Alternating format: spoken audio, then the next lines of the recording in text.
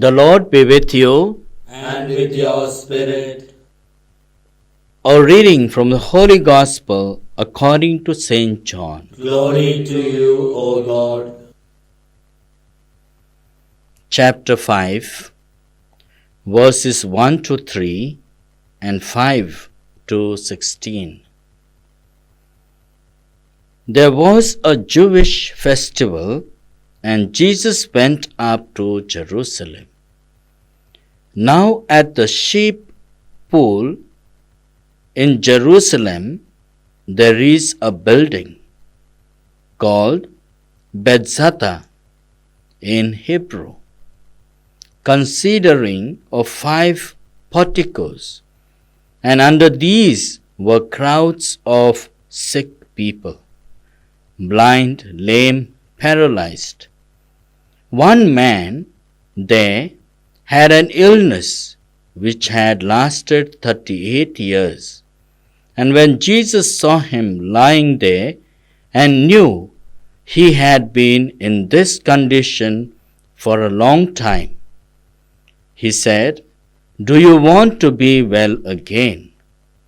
"Sir," replied the sick man, "I have no one to put me into the pool when the water is disturbed. And while I am still on the way, someone else gets there before me." Jesus said, "Get up, pick up your sleeping mat and walk." The man was cured at once, and he picked up his mat and walked away. Now that day happened to be the Sabbath. So the Jews said to the man who had been cured, "It is Sabbath. You are not allowed to carry your sleeping mat." He replied, "But the man who cured me told me, 'Pick up your mat and walk.'" They asked, "Who is the man who said to you, 'Pick up your mat and walk'?" The man had no idea who it was, since Jesus had disappeared into the crowd that filled the place. After a while, Jesus met him in the temple and said, "Now you are well again. Be sure not to sin any more, or something worse may happen to you." The man went back and told the Jews that it was Jesus who had cured him. It was because he did things like this on the Sabbath that the Jews began to persecute Jesus.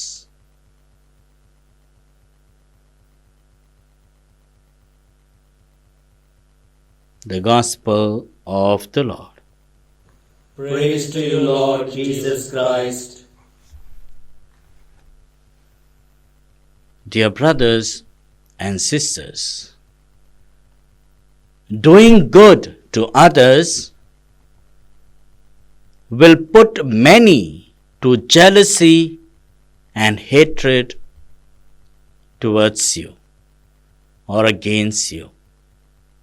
People will turn against you. People will want to kill you. People will want to put off the light which you carry. But if you are a man, a person of truth, you will give importance to that light which you carry. This light can be the traditional light which you carry from your forefathers. And your whole family has based its value system on these great virtues of light. We see in the Gospel reading today, Jesus, as he was going to Jerusalem, there when he reaches to a spot at Bethsaida, where people would like to dip into the stirred waters for healing, he sees a man who was sick for 38 years. A long-lasting sickness. But he wasn't able to go because there was no one to help him to get into the stirred waters. Before he could get into, someone who is better off and active would reach the spot, and then he would lose that opportunity. So when Jesus reaches there, he seemed to be familiar to this man. And Jesus asked him, "Do you want to get well?" And he straightway says, "There is no one to take me into the stirred waters. As I attempt to go, somebody else reaches there before me. I have the willingness to get healed, but in a traditional manner of dipping into the water. But Jesus carries that water with him, and with his touch, anybody and everybody can get healed." So Jesus asks him again, "Do you want to get well?" And he is happy. "Take your mat and walk." That was a direct command. And he does it. He picks up his mat and walks. Meanwhile, Jesus had disappeared. But the people who saw the man carrying the mat, it was a mistake for him to carry. It was a sin against the day of Sabbath. So he was asked by the Pharisees, "How come you pick up your mat on this day?" He says, "The man told me to take the mat and walk." And who is that man? He didn't know. But in a while, Jesus comes across this man again, and he tells him, "Do not sin again, or something worse might happen to you." Meanwhile, he comes to know that this is Jesus. And then the Pharisees, when they come to know that it was Jesus, they begin to persecute him. They begin to run for his life, for his blood, to destroy him from this earth, to make him vanish. My dear brothers and sisters, many a times we feel jealous when good things are done to others, maybe our neighbors, our own brothers and sisters, our companions, or anyone it could be. We feel jealous. We don't want anything good to happen to the other. We are happy when others are struggling and suffering.